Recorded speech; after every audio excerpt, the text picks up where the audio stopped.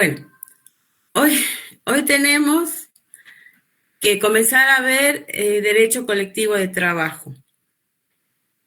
Vamos a cambiar el enfoque desde lo que veníamos estudiando de la unidad 1 a la unidad 7, cuando habíamos todos definido el derecho individual del trabajo, definido sus sujetos, definido su ámbito de aplicación, sus principios. Ahora tenemos que cambiar esa perspectiva, abandonar todo lo que es individual, donde había un sujeto trabajador y un sujeto empleador, y no modificaba el carácter de individual el hecho de que fuesen varios trabajadores, porque en ese caso nosotros decimos que esto es plurindividual, para pasar a la otra parte del derecho al trabajo, que es el derecho colectivo del trabajo. Entonces, ¿qué es el derecho? ¿Cuál es el concepto de derecho colectivo?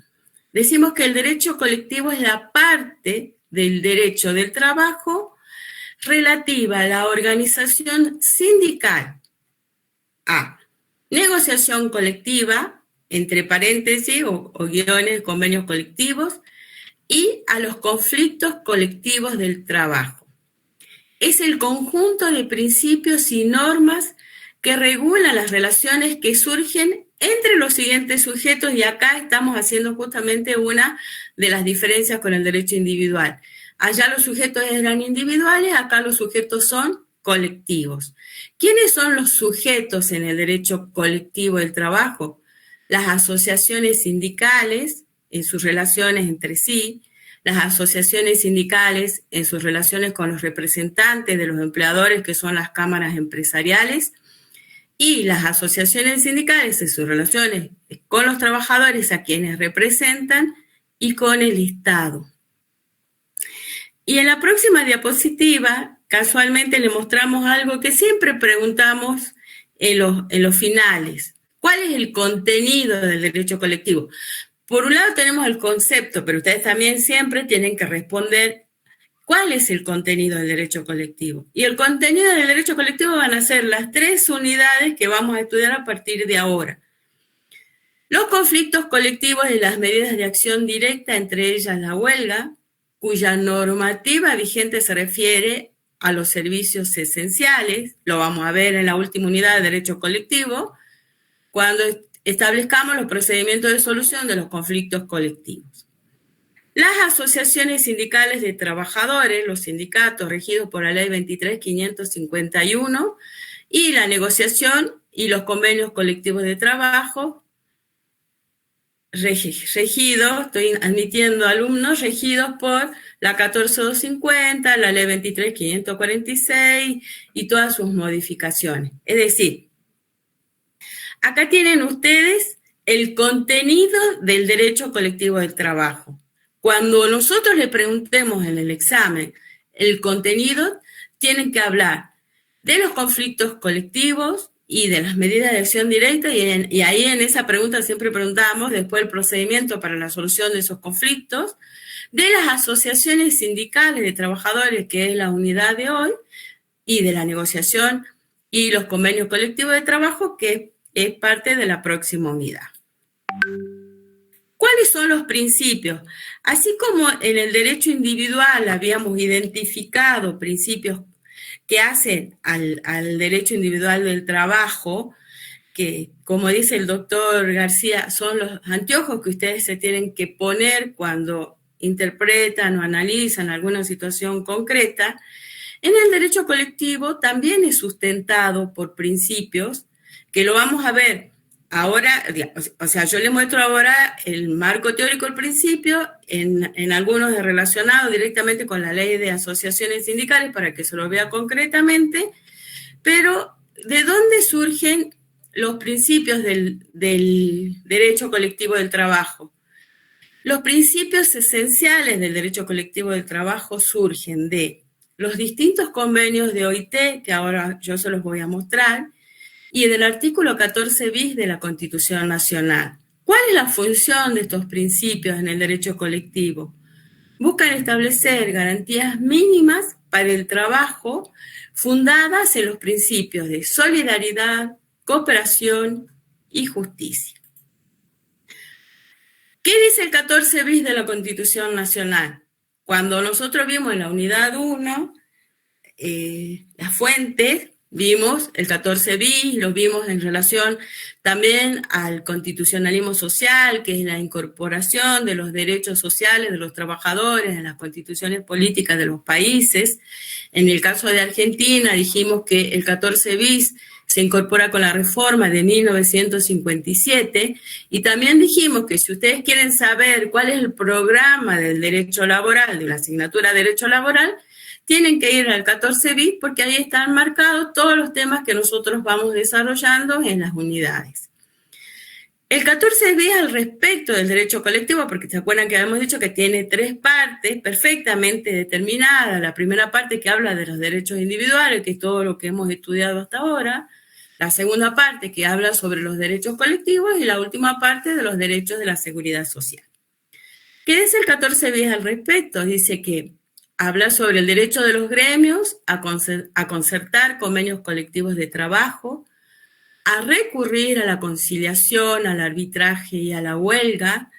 También refiere una protección especial a los representantes gremiales para el ejercicio de su gestión, la estabilidad en su trabajo, se lo pongo entre paréntesis, el derecho a la organización sindical libre y democrática, bastando la simple inscripción en un registro especial. Eso menciona nuestro artículo 14 bis.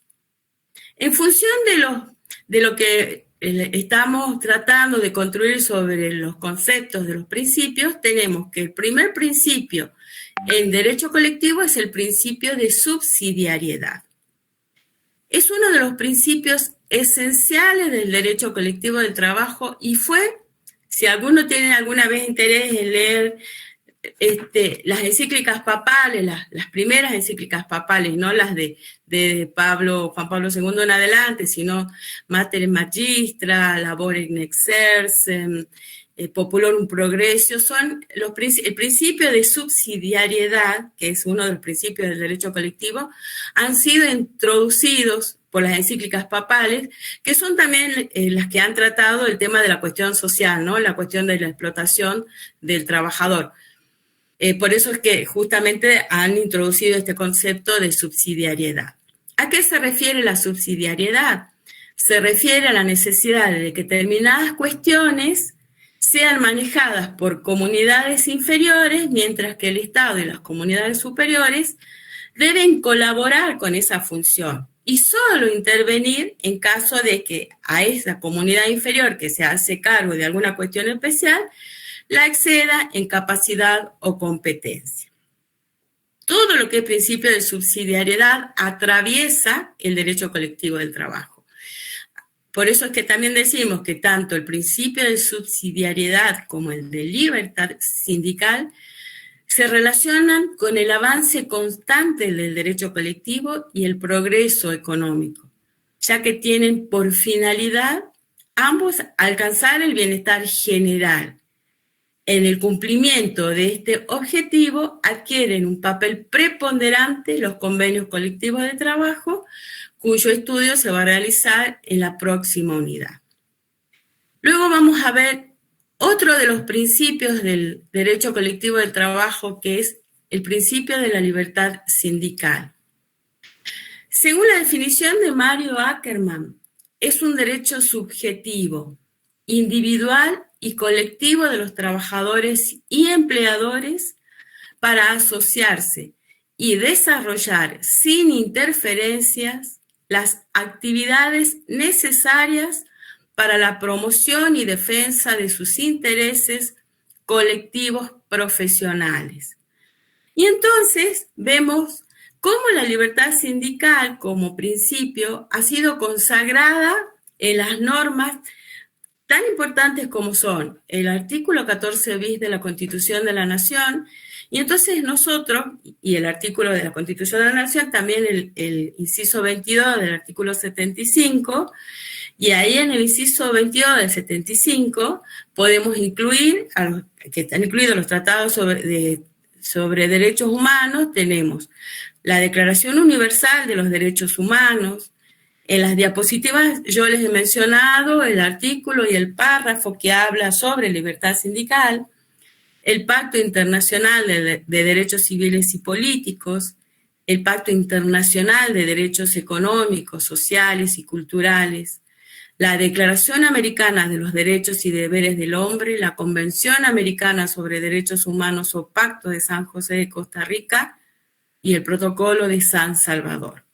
Entonces, no tiene que haber ninguna duda de que la libertad sindical es un derecho humano, ¿no? Está consagrado por estos pactos internacionales que, al haber sido incorporados en la Constitución de la Nación, en el inciso 22 del artículo 75, tienen justamente carácter supralegal, están por encima de las leyes, están en el mismo nivel que la Constitución de la Nación. El 14b concretamente habla de la organización sindical libre y democrática reconocida por la simple inscripción en un registro especial, y también cuando refiere que los gremios pueden concertar convenios colectivos de trabajo, recurrir a la conciliación y al arbitraje, al derecho de huelga, y que los representantes gremiales deberán gozar de las garantías necesarias para el cumplimiento de su gestión sindical y las relacionadas con la estabilidad en el empleo. ¿Qué decimos cuando hablamos de libertad sindical? Acá yo le muestro, voy a dejar pasar estas diapositivas que son justamente los tratados internacionales cuya mención hice anteriormente. Ustedes después lo van a leer tranquilo porque si no, no vamos a terminar con todas las diapositivas. ¿A qué nos referimos básicamente con libertad sindical? Tenemos para hacer un análisis de la libertad sindical, tenemos desde un punto de vista individual o desde un aspecto individual, y también la tenemos que mirar desde un aspecto colectivo.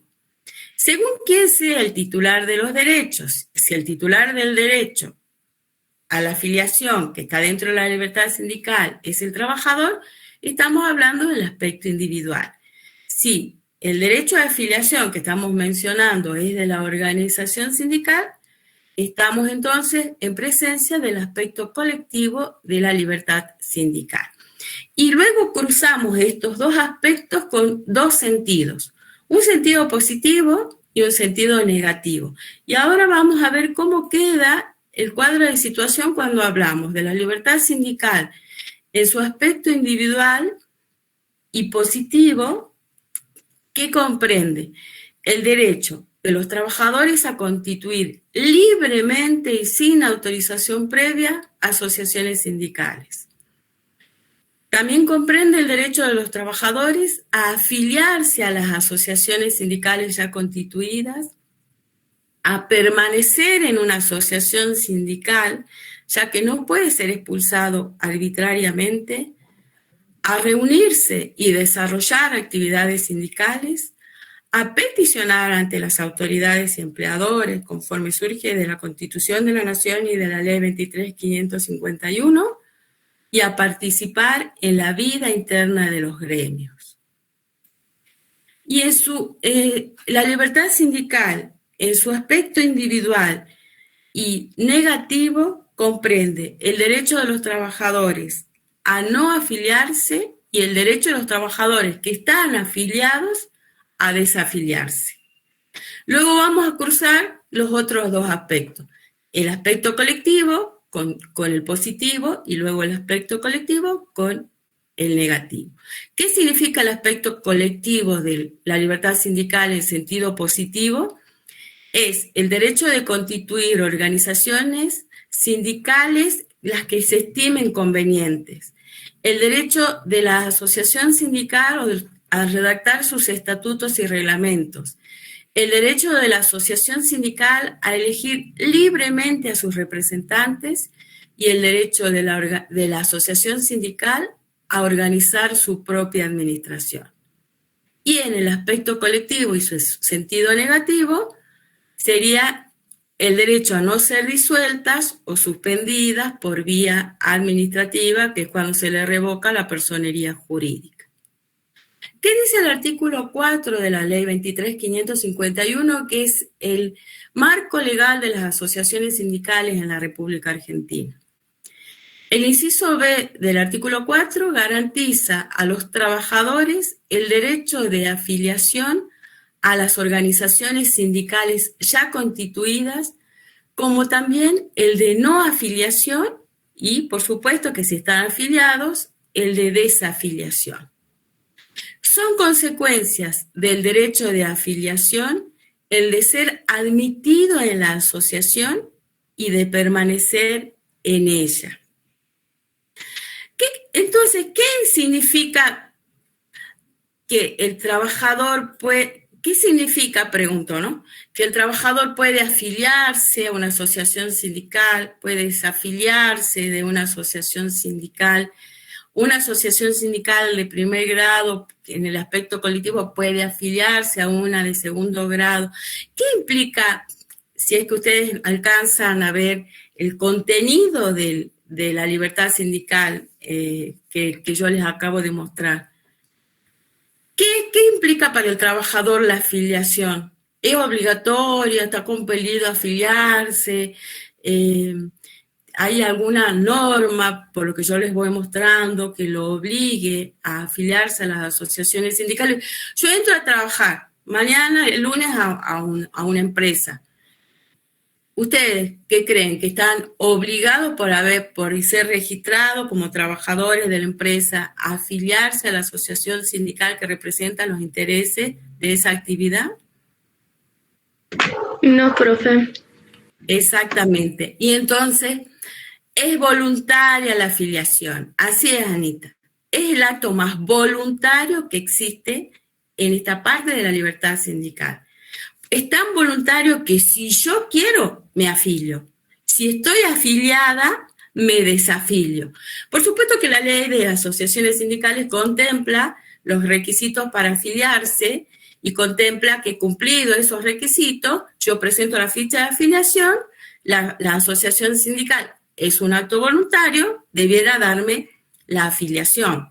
Y si yo después estoy en desacuerdo con la conducción, con las medidas que se adopten o porque no quiero, también puedo tener el derecho de desafiliarme. Es así de básico y así de simple.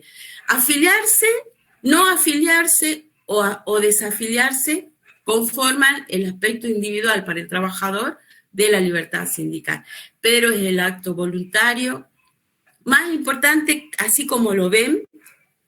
No puede ser coercitivo, no puede ser compelido el trabajador a afiliarse. Tiene que tener toda la libertad para afiliarse, para desafiliarse o para no afiliarse.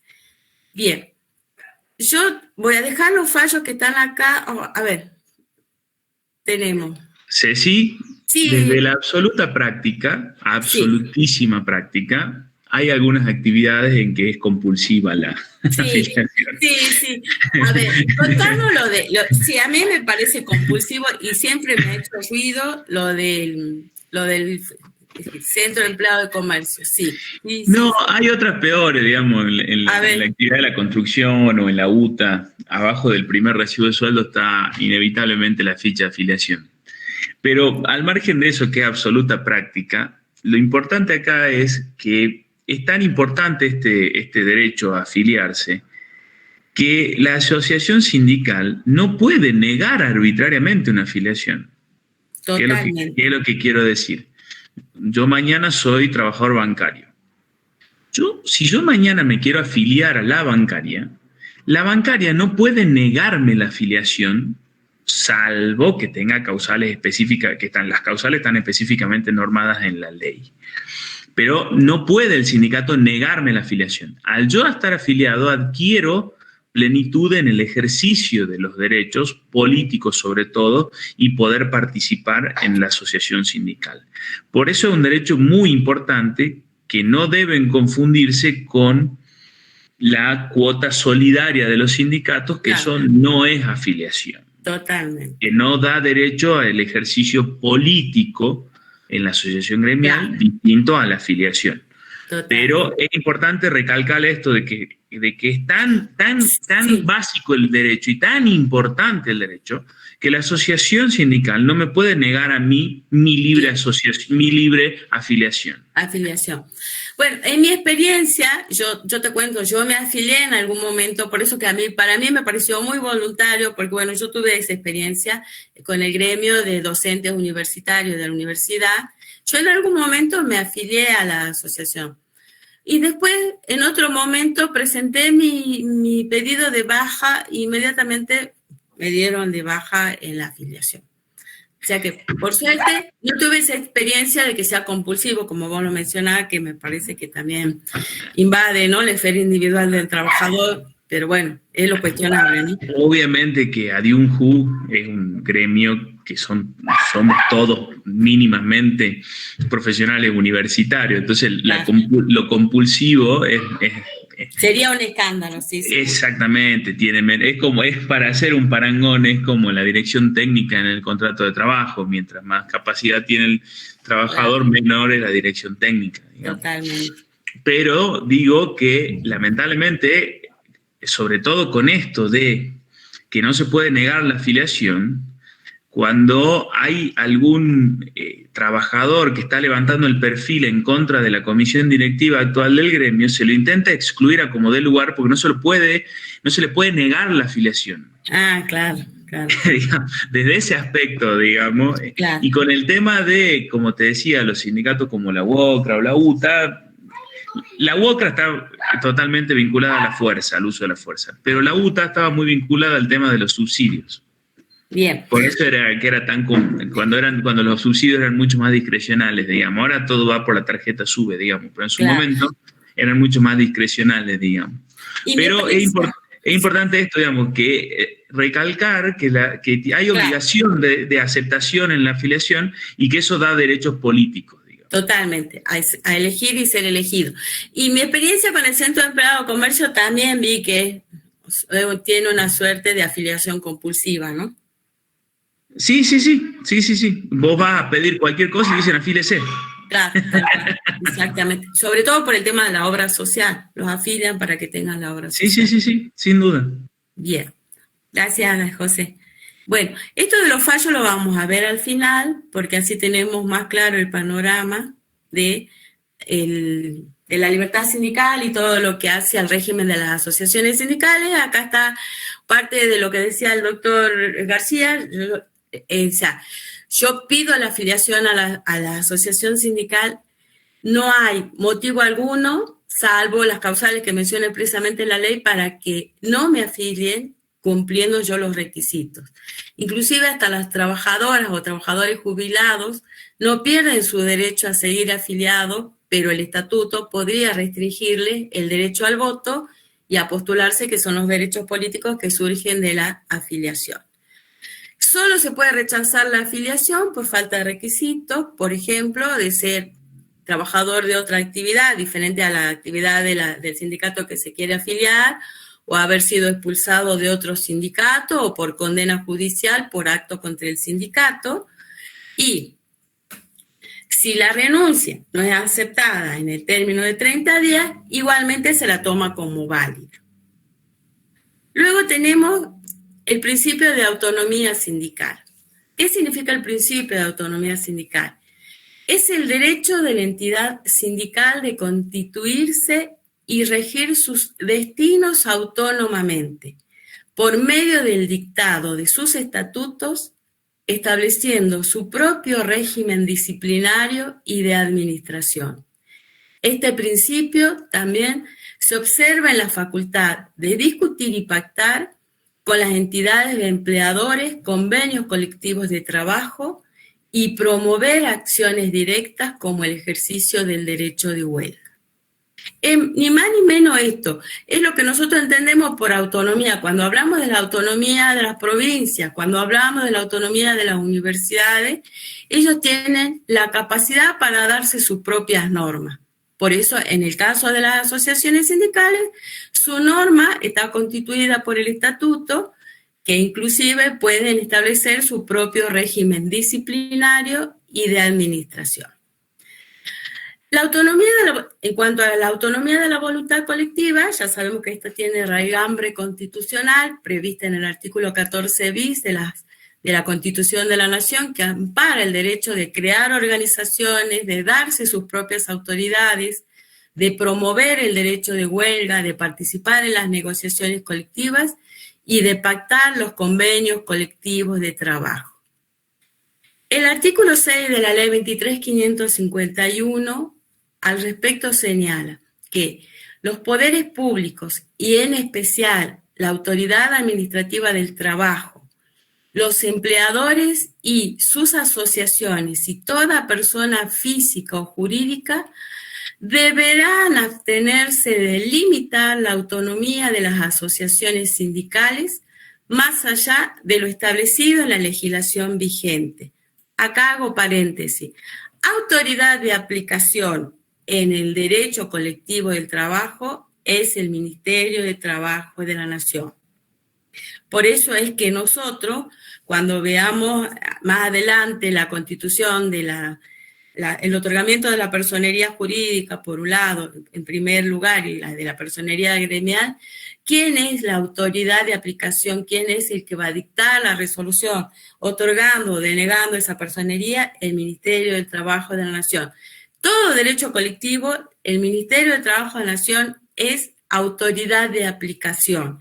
También resulta ser autoridad de aplicación y con otras, por supuesto, competencias en el tema de convenios colectivos y cuando veamos la unidad de conflictos del trabajo.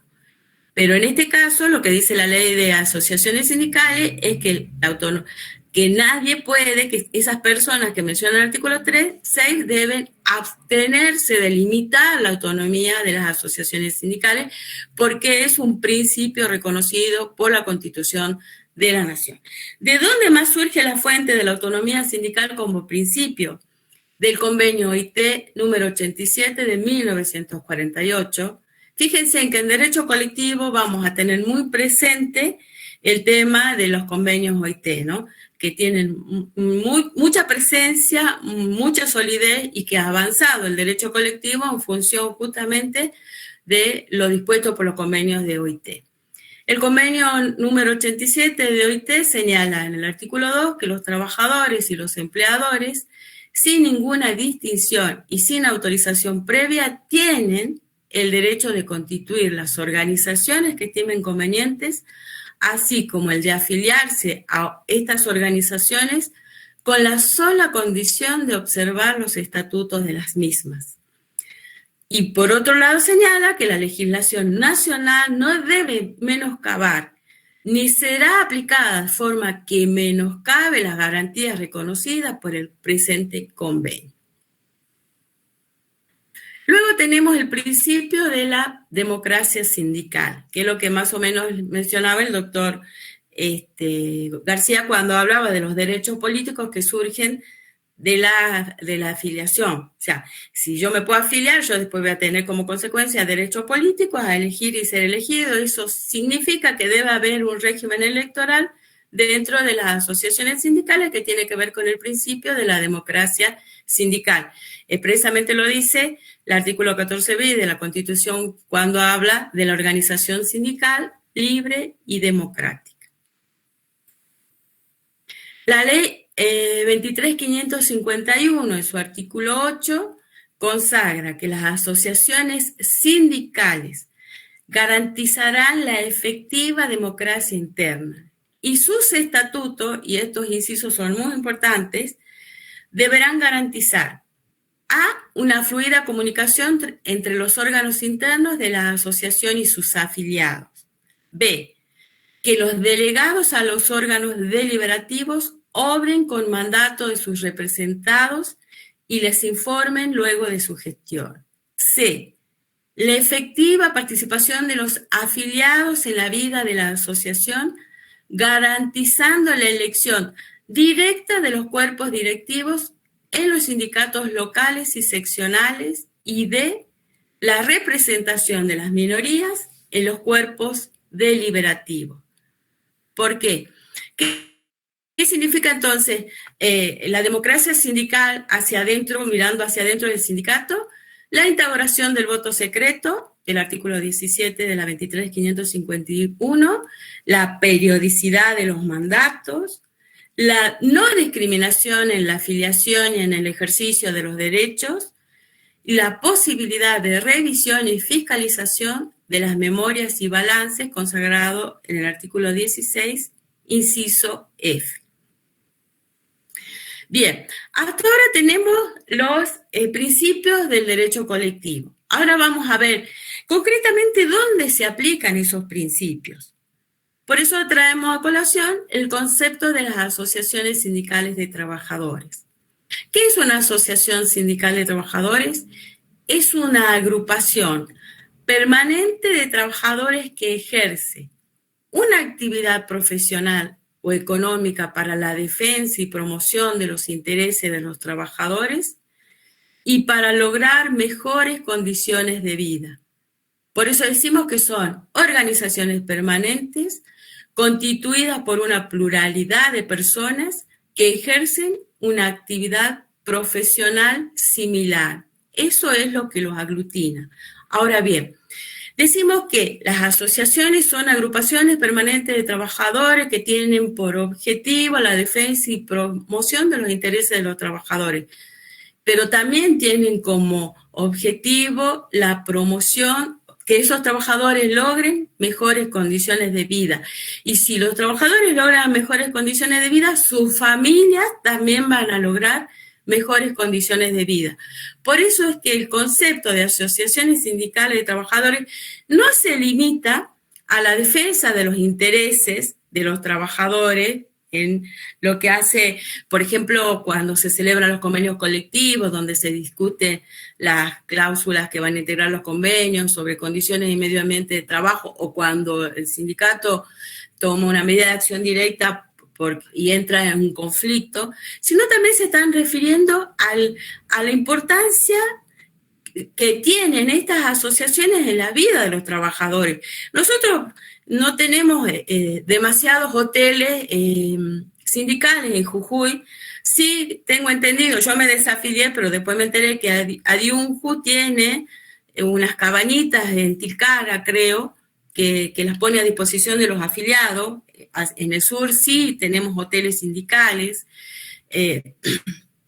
También tenemos centros de capacitación donde los trabajadores afiliados van a acceder a capacitaciones que da la asociación sindical, y los no afiliados o gente que no tenga relación, mejor dicho, con la asociación sindical, obtendrán la capacitación a través del pago con algún costo. Pero tienen una importancia social que trasciende la defensa de los intereses de los trabajadores en lo que hace a los términos netamente laborales, ¿no? Bien, siguiendo con las asociaciones sindicales, también podemos decir que se puede diferenciar el gremio del sindicato. ¿Por qué? Porque, ¿qué entendemos por gremio? El gremio es un conjunto de personas que tienen el mismo oficio, profesión, categoría o estado social. Mientras que el sindicato es la organización de ese gremio. Es el gremio jurídicamente organizado. A ver, Adiunju es una asociación sindical. Yo no pertenezco a Adiunju, les conté que yo me había afiliado en algún momento, después renuncié. Pero sí comparto con el doctor García, el contador Alani, el doctor Bianchedi, todos pertenecemos al gremio de los docentes universitarios de la Universidad Nacional de Jujuy. Todos compartimos la docencia, por lo tanto, estamos dentro del gremio. Lo que yo no sé, desconozco si el contador Alani o el doctor García están afiliados al sindicato. El sindicato es la organización jurídica de ese gremio, con estatuto, con régimen electoral, con todo lo que nosotros vamos a hablar sobre la afiliación y la desafiliación, etcétera, en la ley de asociaciones sindicales. Pero no obstante, yo no detento calidad de afiliada, pero sí tengo las mismas características de todos los que están afiliados, por lo tanto somos del mismo gremio. En cuanto a la naturaleza jurídica, decimos que son entidades asociativas de derecho privado con fines distintos a los del Estado, ya que su objeto es la defensa de los intereses de los trabajadores y trabajadoras que aglutinan, que representan, cuyos intereses están representados por la asociación sindical. ¿Cuáles son los caracteres? De todas estas definiciones surge que son permanentes. O sea, no, cuando se constituye una asociación sindical, la asociación sindical tiende a permanecer en el tiempo y consolidar su desarrollo. No tienen objetivo desaparecer en el tiempo, al contrario, su objetivo es permanecer en el tiempo y que se consolide todo su desarrollo.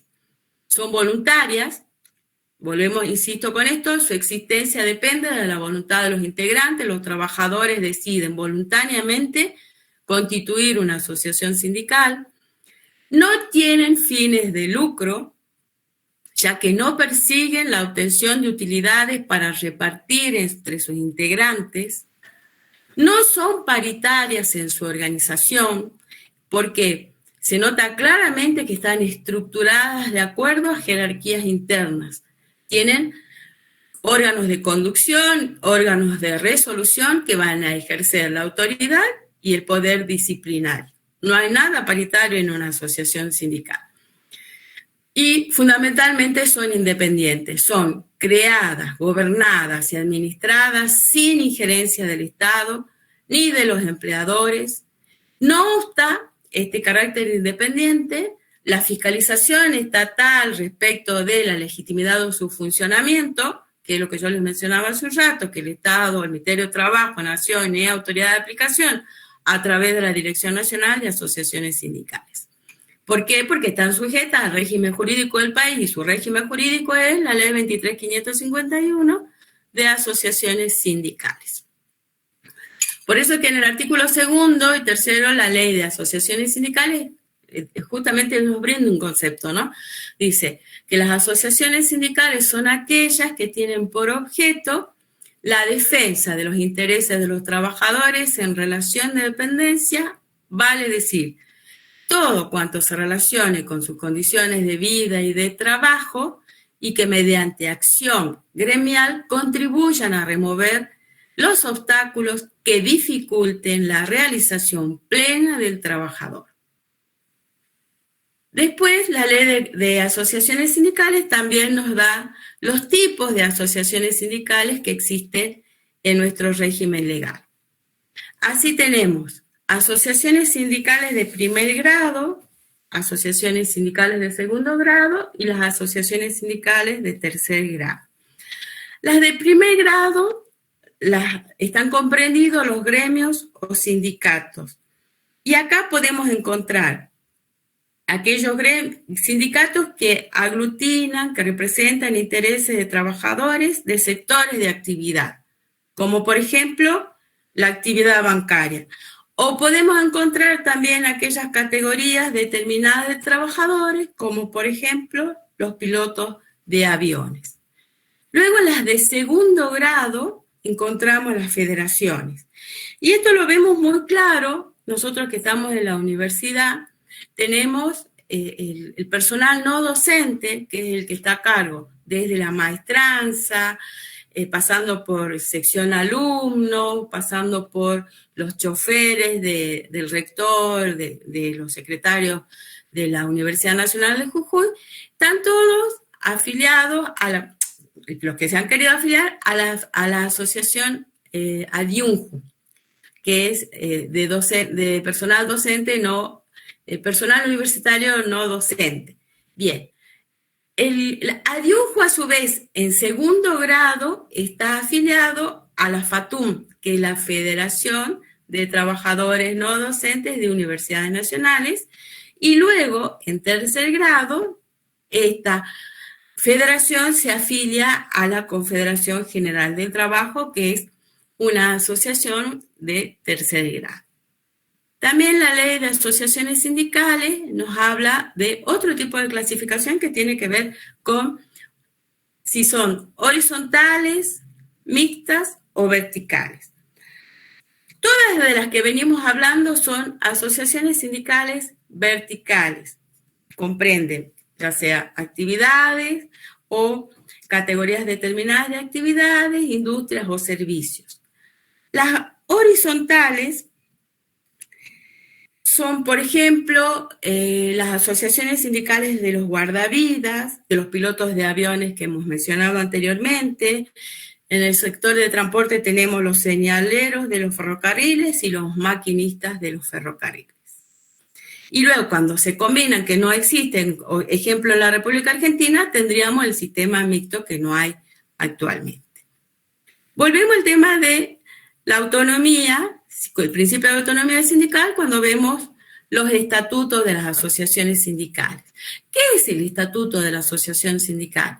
Como concepto, el estatuto es un conjunto de normas fundamentales establecidas por el órgano deliberativo a las que deben sujetarse las acciones y decisiones que exija la vida asociacional. Asociacional. Los estatutos son, entonces, la ley interna de la asociación sindical. Constituyen una fuente formal, no estatal, del derecho colectivo del trabajo, que emana de la voluntad de los afiliados y se manifiesta a través de los cuerpos orgánicos y competentes para dictarlo. ¿Qué contemplan los estatutos de las asociaciones sindicales según la ley 23.551? Bueno, eso está en la que sigue. Acá lo que dice es justamente que la facultad estatal de fijar contenidos mínimos a los estatutos de las asociaciones sindicales está reconocida por el convenio 87 de la OIT y por el Comité de Libertad Sindical de la OIT. ¿Qué deben garantizar los estatutos? 4 aspectos básicos de la libertad sindical que los habíamos visto en el artículo 8, que son el régimen electoral con democracia interna y representación de las minorías y el derecho de defensa en el procedimiento de afiliación y expulsión de los afiliados. ¿Qué entonces, según el artículo 8, deben, sí, como condición sine qua non para que se apruebe un estatuto por la autoridad de aplicación, que debe contemplar el estatuto de la asociación sindical? La fluida comunicación entre los órganos internos y sus afiliados. Que los delegados a los órganos deliberativos obren con mandato de sus representados y les informen luego de su gestión. La efectiva participación de todos los afiliados en la vida de la asociación, garantizando la elección directa de los cuerpos directivos en los sindicatos locales y seccionales y la representación de las minorías en los cuerpos deliberativos. Y como que dentro del estatuto tenemos que contemplar lo que menciona el artículo 16, que se deben establecer la denominación de la asociación sindical, su domicilio, el objeto, o sea, qué intereses va a representar, cuál es su zona de actuación, la actividad u oficio, profesión o categoría de los trabajadores que represente, los derechos y obligaciones de los afiliados, los requisitos para su admisión, procedimientos para su separación, que garanticen siempre el derecho de defensa. La determinación de las autoridades y especificación de sus funciones, con indicación de las que ejerzan la representación legal, la duración de los mandatos, los recaudos para su revocación y procedimientos para la designación y reemplazo de los directivos e integrantes de los congresos, los modos de constitución, administración y control del patrimonio social y su destino en caso de disolución y régimen de cotización de sus afiliados y las contribuciones. Época y forma de presentación, aprobación y publicación de memorias y balances, los órganos para su revisión y fiscalización. Su régimen electoral, que asegure la democracia interna de acuerdo con los principios de la ley, no pudiendo contener, dice la ley, como exigencia para presentar listas de candidatos a órganos asociacionales avales que superen el 3% de sus afiliados. Su régimen de convocatoria y funcionamiento de asambleas y congresos, los procedimientos para disponer medidas de acción sindical, el procedimiento para la modificación de los estatutos y la disolución de la asociación sindical.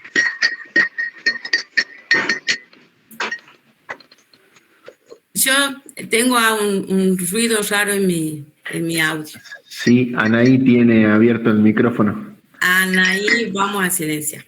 Bien. No sé, Bien. pero estaba revolviendo algo que... Muchas gracias, sí, se estaba haciendo un café, pobre Anaí. Bueno, justamente con relación a todo lo que yo les vengo diciendo, ¿cuáles son, en función de todo esto que venimos viendo, ¿no? Los principios que rigen a las asociaciones sindicales determinados por la doctrina, ¿no? El principio de pureza, es decir, los sindicatos solo pueden representar trabajadores y trabajadoras. El principio de especialidad, es decir, no pueden representar a cualquier colectivo de trabajadores. Van a representar a un colectivo de trabajadores específicamente determinado en su ámbito de aplicación personal. Y después vamos a ver, cuando veamos los convenios colectivos, cuáles son los ámbitos de aplicación personal, territorial y espacial. El principio de autonomía sindical, que es lo que vimos hasta ahora, que es la capacidad que tienen para darse sus propias normas, y esas normas son los estatutos y cuáles son los requisitos que deben contener los estatutos. Y el principio de no discriminación, es decir, bajo ningún punto de vista se acepta la discriminación dentro de las asociaciones sindicales. Por eso tal vez es lo que insistimos nosotros con el tema de la afiliación.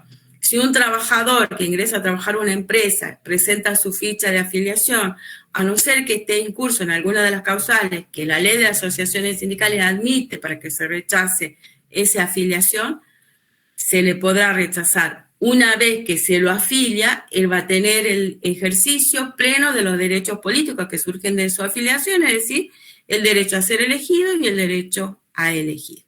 Y justamente con este tema viene de la mano del procedimiento electoral de las asociaciones sindicales. En este caso está establecido en el decreto 467/88, que establece las disposiciones relativas al régimen electoral de las asociaciones sindicales, destacando que este procedimiento electoral debe asegurar que en aquellos congresos u otros cuerpos deliberativos creados por el estatuto cuyos integrantes fueren elegidos por votación directa de los afiliados, la representación por cada sección electoral adopte algún sistema de proporcionalidad u otorgue a la primera minoría un número de cargos no inferior al 20%. Es decir, que podrá exigirse a esta minoría para obtener su representación un número de votos que no sea inferior al 20% de los votos válidos emitidos. ¿Qué más tenemos con relación al régimen electoral?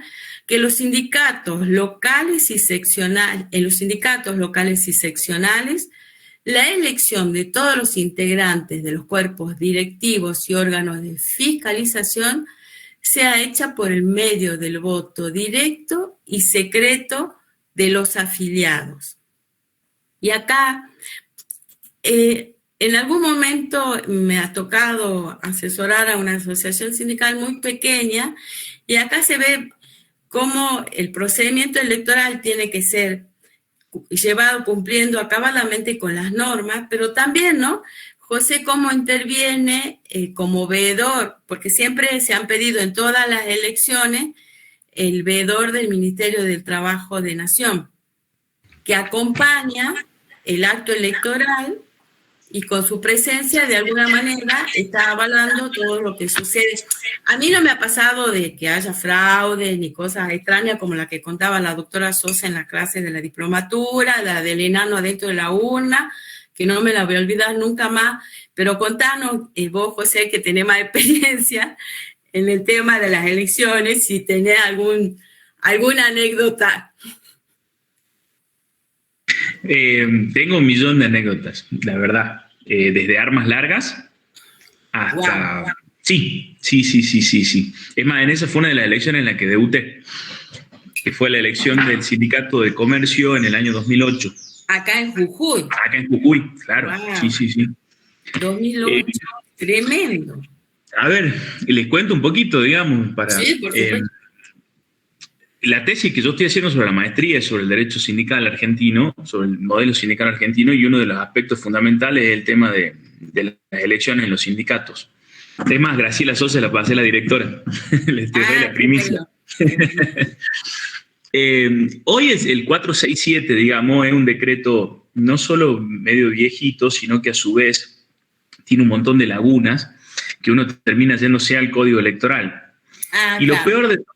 lo peor de todo es quién es la autoridad electoral. La autoridad electoral es la Junta Electoral, Sí, claro. y el ministerio como autoridad de aplicación, si se me permite el parangón, porque incluso lo decimos hasta en la jerga, para que sepan todos los chicos, el que no sabe, yo trabajo en el Ministerio de Trabajo de Nación hace, siempre le erro al año, 17 años.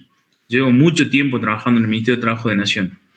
Y una de las funciones más importantes que tiene el Ministerio de Trabajo de Nación, además de las inspecciones de trabajo en negro, que ya lo hablamos en otra clase, es el control de los sindicatos. El control que hace el Ministerio de Trabajo sobre las elecciones de los sindicatos es un control de alzada, de tribunal de alzada. Quien decide es la Junta Electoral. Junta Electoral, claro. Y hoy, ¿cuál es el problema? La Junta Electoral se elige por asamblea extraordinaria a mano alzada.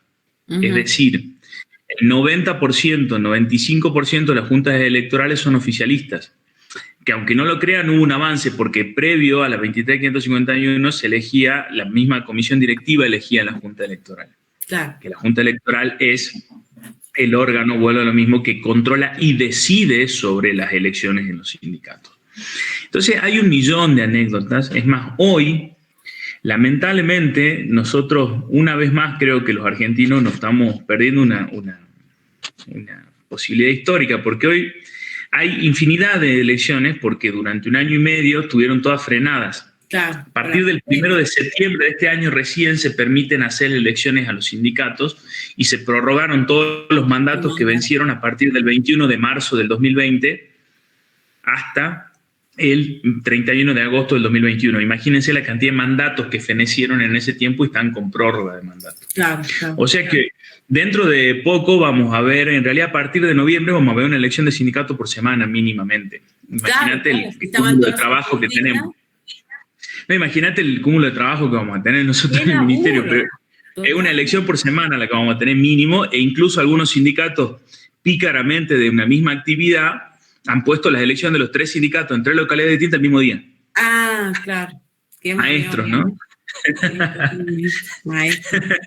Pero bueno, como les digo, anécdotas hay un millón, pero hoy lo más difícil y lo más complejo de esto en realidad es que todas las comisiones directivas, o no quiero pecar de malo, el 99%, lo único que le importa es quedarse con lista única, para que no haya elecciones, para que la elección sea entrar al cuarto oscuro y ver un solo voto. Tuve la posibilidad de participar en una clase sincrónica de un congreso en que los desafíos de la globalización de los sindicatos era otro. ¿Y cuál era el problema que planteaba en un congreso internacional en español? La atomización de los sindicatos. Nosotros no tenemos eso y estamos perdiendo una vez más la posibilidad histórica de empezar a discutir un sindicalismo de la globalización y de las nuevas tecnologías, y estamos discutiendo si metemos lista única o si tengo no oposición en mi sindicato. Claro. Realmente estamos perdiendo una posibilidad, ¿no? Sí. Es tristísimo. No hay nada más sano que la oposición, ¿no? Que es la que le va Es tristísimo, Ceci, es tristísimo, porque hoy la verdad que todo se resuelve a eso, o sea, todo se reduce a eso. Si cumplieron con el grupo femenino, si la presentaron dentro del plazo, si tengo guardada la renuncia del que sé que va a ser candidato de la otra, si le falsifico la firma de la aceptación de cargo del vocal tercero suplente para que la lista no esté completa, entonces la doy de baja. Eso es lo que se está discutiendo hoy, lamentablemente, en los sindicatos, digamos. Anécdotas esta, en el Sindicato de Comercio en el 2008 fue una elección muy complicada porque venía de 20 años del mismo secretario general y se armó una lista de oposición. Y habían literalmente armas largas. ¿Es la se que ganó reventaron la de la una. oposición, José? ¿Cómo? ¿La de la oposición es la que gana? Gana la oposición, sí, gana la oposición. Y ahí había apoyo de la federación a una de las listas que era la de la oposición. Se habían enojado con el local. Literalmente se rompieron, pero literalmente se reventaron urnas, y cuando se armó el tole zarpado, aparecieron tipos armados. Yo, y en ese instante vos tenés que llamar a la Policía Federal, ¿qué hacen? Ya estaba la policía. Ah, ya estaba. Estaba la policía. Con Se policía y suspendió el todo. acto electoral. Ah, Yo estaba de deudor porque el Sindicato de Empleados de Comercio de San Salvador de Jujuy, porque así se llama, bien. Centro de Empleados de Comercio San Salvador de Jujuy, tiene jurisdicción hasta Perico. Ah, wow. Yo estaba de deudor en Perico, que Claro. tiene muchos afiliados, digamos. Claro, tiene mucho comercio Grande. perico. Claro. Y se escrutaron las 2 urnas y las 2 urnas de Perico salieron bien, porque ahí no pasó nada, volvíamos custodiados por la policía con las urnas. Ah, wow. Y acá, en el Centro de Empleo de Comercio, frente a la iglesia de San Francisco, se reventaron urnas y hubo tiros. Claro. Ah, por suerte En ese vos estabas lugar en hubo perico. tiros. Yo estaba en Perico, por suerte, y esas 2 urnas fueron válidas. Se Ajá. hizo complementaria por el resto de las urnas. Pero Claro, las de imagínate, San Salvador. la de San Salvador, hubo tiros en la calle Lavalle. Qué tremendo, Un pleno viernes centro. a las 8 de la noche. Y una arteria tan circulada como la Lavalle, ¿no? Totalmente. Por ejemplo, acá en Jujuy nos tenemos que quedar tranquilos en cierto aspecto porque un sindicato que suele ser muy hiperviolento, como es la UOCRA, se Sí. verá claramente en la tele, que se agarran a los tiros las distintas facciones de la UOCRA. Acá la UOCRA generalmente presentan 2 o 3 listas y nunca hay tiros. Claro, claro. Son muy reñidas las elecciones, pero no hay tiros, digamos. Pero me ha tocado participar en las elecciones del Sindicato de la Esperanza, que han Claro. quemado camionetas. Claro. Ese sí ha sido complicado, sí me acuerdo. La de Complicado. Ocra de la Nación era del Pata Medina. El Pata Medina era el secretario general de la seccional La Plata. Ah, solamente, pero siempre está. Solo de La Plata. Claro, pero siempre Solo está de en La la Plata. televisión por la violencia con la que se maneja. Por la violencia que ejercía y por la forma de coimear, digamos. Pero el Pata Medina es del seccional La Plata. Que el secretario general de la UOCRA, que la UOCRA al ser unión tiene todo el país, claro. Y no tiene digamos, la UOCRA es un único sindicato en todo el país. En el resto de las localidades son seccionales. Seccionales, exactamente. Que esa es otra eterna discusión, ¿qué son las seccionales? Pero bueno, eso para tesis doctoral, para tesis, ya lo dije, que va a ser tesis doctoral, que son las seccionales. Pero el secretario general de la UOCRA actualmente es Martínez, que lleva 30 años. Que Martínez llegó a ser... Gerardo Martínez. Gerardo Martínez, exactamente. Gerardo Martínez llegó a ser, si no recuerdo mal, presidente del sector gremial en la OIT. ¡Oh! ¡Wow! Sí. Importantísimo. Como Funes de Rioja, digamos, ¿viste? Por el sector empresario. Por el sector Argentina empresarial. tiene mucha influencia en la OIT. Y Martínez y Funes de Rioja, me acuerdo, Funes de Rioja seguro tuvieron lugares muy preponderantes en la OIT, digamos. Bien. Pero el Pata Medina es de La Plata. Acá, los muchachos se bardean un poco, digamos, pero no termina, no pasa más que un par de empujones, digamos. Que lamentablemente, y me escucho y me doy vergüenza como argentino, lo naturalizamos como algo normal. O sea, que nos parece normal que haya empujones, digamos, y no tiros. Es de terror. Totalmente. Otra elección que estuvo asperísima fue cuando en el sindicato de empleados municipales de Jujuy, ¿se acuerdan que fallece el famoso Pájaro Bejarano en un accidente de tránsito? Sí. Que era el secretario general. Sí. Y después, en esa elección, asume el adjunto. Claro, y en esa elección, el que presenta era Carlos Nolasco Santillán, que hace 2 gestiones volvió a ser o sea, la segunda gestión que cumple en el sindicato. Ah, mira, qué bueno. Sí, esa también tuvo... El perro Santillán, conocidísimo en todo el país. Totalmente. Las primeras movilizaciones antes de la Tupac eran las del perro, no eran tan violentas. Totalmente, volviendo a mi gusto, claro, por el rock, la versión de Garabat lo tiene. Tiene un tema musical. Tal cual. Yo tengo una anécdota justamente con relación al perro, cuando paraba en la ciudad de San Salvador de Jujuy, porque nos hacía, juntaba a la gente frente a la Casa de Gobierno. Yo tenía el estudio en Argañarás y San Martín.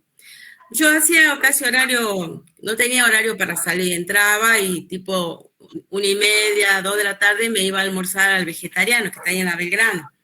Bueno, un día yo la verdad que sí sentía el bullicio impresionante en la Plaza Belgrano, pero no advertí de cuál era la intensidad de la violencia. Bajaba yo para salir y me quedé realmente sorprendida porque eran corridas de personas y de policías, tiros, me imagino que serían balas de goma. Bueno, no alcancé a salir de la entrada, ¿no? Del hall. Ahí nomás me tuve que regresar. Yo creo que fue una de las últimas movilizaciones así muy violentas a ese nivel, ¿no? Del perro Santillán. Mira, yo creo que yo pondero mucho más al perro Santillán de la década del 90 que el actual, la verdad. Sí, era mucho más. Muchísimo más porque había... Prometido. Totalmente. Y lamentablemente en la década del 90 también fue una época muy violenta. Esto es un poco de historia jujeña, y pocos lo saben. El perro se hace famoso porque echa 3 gobernadores de la patada, digamos. Cierto. Literalmente. Para que tengamos en cuenta lo que era la violencia en esa época, cuando se va el gobernador de Aparici, cuando lo saca la legislatura el gobernador de Aparici, por 48 horas hay un acampe alrededor de la legislatura. Mueren 3 jujeños en ese momento. Ah, tenés razón. Sí. Parece que nos olvidamos. Gracias a Dios hace mucho tiempo que no hay muertes en Jujuy. Las últimas que yo recuerde son las de Libertador, donde hubo 3 en las tomas, y la de Pato Condorí en Humahuaca, digamos. Pero cierto. Gracias a Dios hemos bajado bastante la violencia. Sobre todo en el tema que se está en juego la vida. Esa elección que yo te hablo del SEOM, esa elección en particular, una lista la apoyaba Milagro Sala y por el otro lado estaba el perro. Ahí también hubo tiros. Ahí también hubo armas. Y ahí yo intervine, no solo como veedor, sino en una acción judicial que se planteó en contra del ministerio, un amparo en contra del ministerio que lo gané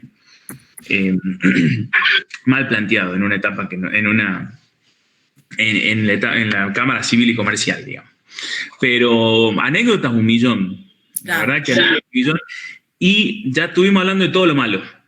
De todo lo malo. Ahora me tomo 2 minutos para no aburrir a los malos, chicos. Para mí, y ponerlo en valor, lamentablemente ya hoy casi desaparecido, pero uno de los sindicalistas más íntegros que yo conocí, no desapareció por la actividad, no por él en persona, sino que es Carlos Trejo, que es el secretario general del sindicato de mineros de AOMA, digamos, seccional Mina del Aguilar. Como está cerrando la mina del Aguilar y está cerrando la explotación, lamentablemente ese sindicato está cayendo en el ostracismo. Porque se está quedando sin afiliados. Se va a quedar sin empresa, digamos, y ahí está es una seccional, pero claramente, digamos, ¿Y oficia de ahí del norte, José, o de acá de Jujuy? No, él es del Aguilar. Del Aguilar. Carlos del Aguilar. Bueno, a ver, ese sindicato tiene una historia hermosa, se la recomiendo al que le guste la historia. Somos pocos los que nos gusta la historia sindical, no soy yo. Pero Avelino Bazán nace en el sindicato de AOMA Mina del Aguilar. Claro. Que Avelino Bazán, siendo obrero minero, fue ministro de Trabajo de la provincia de Jujuy, en el gobierno de Horacio Guzmán. Claro. Él, hace la famosa marcha del Aguilar a San Salvador de Jujuy y después desaparece, digamos. Avelino Bazán desaparece en la dictadura. Sí. Pero Avelino Bazán fue ministro de Trabajo. No, el de Libertador era otro. Era el doctor Aredes. El doctor Aredes era el intendente. El doctor Aredes, claro. No, Avelino Bazán. No, Avelino Bazán, Aredes era el intendente. Era médico rural. Era médico rural y fue intendente y le quiso cobrar impuestos a Ledesma. Claro. En la época que no época que complicada. Desaparece en la noche del apagón. Sí. Que vos sabés que ya había desaparecido, ¿no? Y le decían que se exilie y no se exilió. se quedó y bueno, Ah, nunca más volvió. Yo la conocí Sí. a la señora, muy amorosa. Es un amor, digamos. Aparte la historia esa se llama Sol de Noche, es una película, la recomiendo, hermosa. Tienes razón. El tema es que, bueno, Con Bazán. el sindicato de AOMA Minel Aguilar tiene la historia de Avelino Bazán, digamos, que es histórica, digamos, y es realmente emocionante. Y como yo digo, ahí es donde habían luchas en serio, digamos. Si alguna vez alguno fue a Minel Aguilar, uno pasa varios puentes, digamos. En un momento y en una lucha sindical, el sindicato directamente dinamitó un puente y los tenía de rehenes. Los propietarios de la Minel Aguilar. Es hermoso. Recomiendo un libro, se llama Jujuy en la historia. Es de la editorial de la UNCU. Es un libro no tan grande, deben ser 600 páginas y cuenta la historia desde la colonia hasta 1990, hasta la primera gobernación de Fellner. ¡Ay, qué excelente! Qué buen dato. Es un pantallazo hermoso. Y hay un capítulo dedicado al movimiento obrero jujeño, que es bello. Sí, sí. Pero para terminar la historia de no Avelino Bazán, sino de Carlos Trejo. Carlos Trejo es el sindicalista más democrático que yo he conocido en mi vida. Y ese sindicato en particular es muy democrático porque, bueno, ya van a después de estudiar los chicos la ley 23.551, y una de las obligaciones que tienen las asociaciones sindicales es aprobar memoria y balance una vez al año, con una asamblea ordinaria. Ese sindicato, cuando un trabajador se retira, ya sea por jubilación o por despido, paga el propio sindicato, no solo que tiene el seguro contra huelga, porque jamás AOMA Minel Aguilar aceptó el pago de un día de huelga. Es una ofensa a los trabajadores.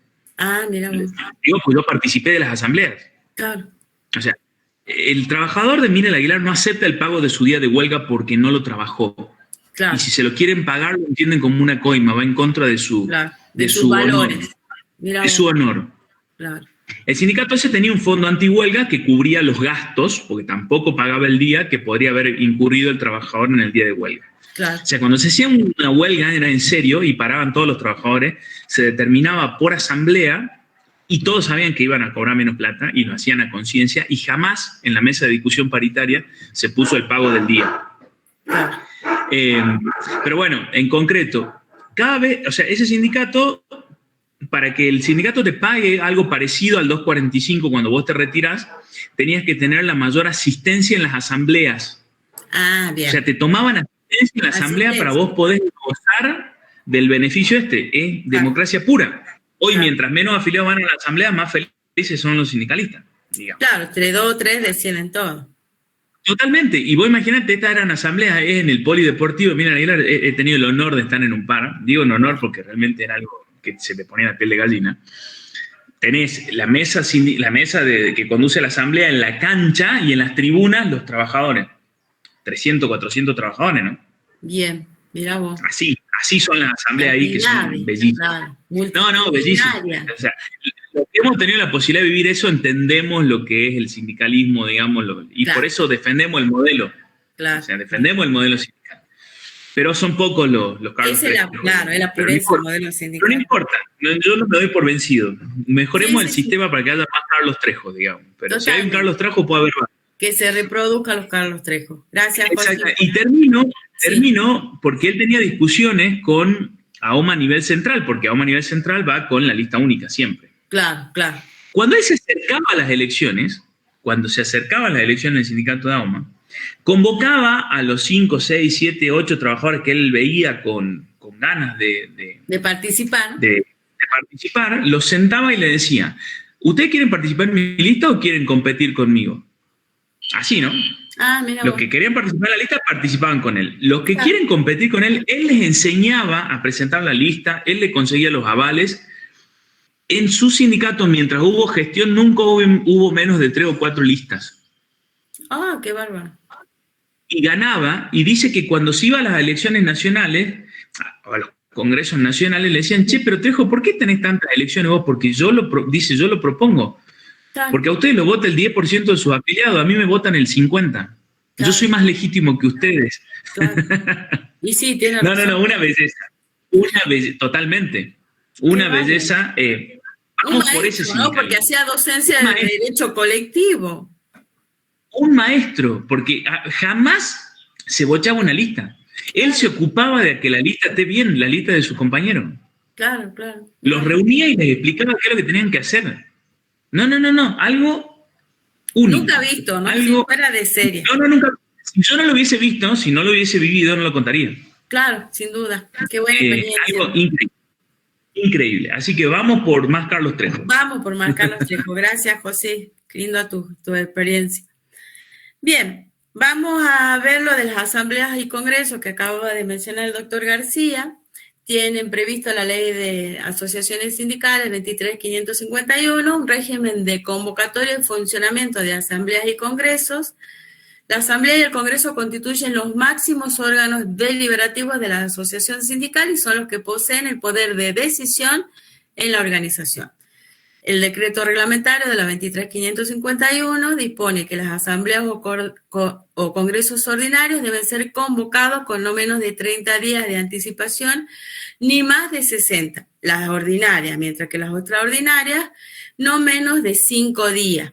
La ordinaria, como mencionó el doctor García, la ordinaria por excelencia es para aprobar memoria de balance, que es justamente donde sí yo he visto que se ponen ásperos porque, bueno, siempre hay motivos para cuestionar las memorias y balance. Luego, el decreto reglamentario también dispone que se deben prever las medidas de acción directa, que son aquellas que están permitidas dentro de las leyes y las convenciones colectivas aplicables, y debe establecerse cuáles son los órganos de la asociación sindical facultados para disponerla y el procedimiento para adoptar tal decisión. Luego, con relación a la modificación de los estatutos y la disolución de la asociación, también el estatuto debe prever todos los pasos que deben seguirse para modificar sus disposiciones y cuando se disponga, en ese caso, la disolución de la asociación sindical. Esto también, José, es importante que nos cuente el tema de la personería. Bueno, ya lo vamos a ver, pero ustedes tienen injerencia con la revocación. La Dirección de Asociaciones Sindicales es la única que puede revocar la personería jurídica de las asociaciones sindicales, ¿no es cierto? O sea, una de las causales por la que dejaría de existir es si se revoca. Por eso es que era importante que se hayan prorrogado la finalización de los mandatos, porque el no hacer elecciones es una de las causales por las que puede ser revocada la personería, ¿verdad? Sí, pero puntualmente, si no recuerdo mal, tendría que revisarlo en la ley, pero puntualmente el tema de revocatoria de personería me parece que está reservado a la justicia del trabajo, pero el único que lo puede pedir es el ministerio. Ah, bien. Bien, pero revocatoria de la personería... Si no recuerdo mal. Sí, pero por falta de elecciones, te digo, ¿no? Como totalmente, cumplir, sí. Porque tiene mandatos que tienen que fenecen y antes que fenezca se produce la elección para que se renueve. En realidad, en la práctica eso nunca sucede, digamos, y hay un montón de sindicatos que están... ¿Con mandatos vencidos? Acéfalos directamente. Ah, sí. Acéfalos, sí. Es más, hay federaciones que están acéfalas. La famosa FAR, digamos, la Federación Agraria Regional, está acéfala desde el año 94. Hoy intervenida, digamos. Claro. Por ejemplo, el sindicato de canillitas de Jujuy hoy, lamentablemente, está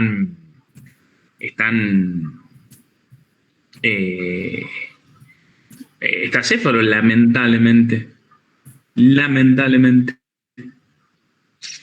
Bien, bueno, gracias, José. Así que, en realidad, ¿qué pasa en esos casos? El ministerio nunca intima a la realización de las elecciones. De las elecciones, el sindicato queda acéfalo. Si se presenta algún trabajador, o le corre vista a la federación, si es que está afiliado a una federación, para que la federación nombre un normalizador, o lo nombra el ministerio, o no se mete.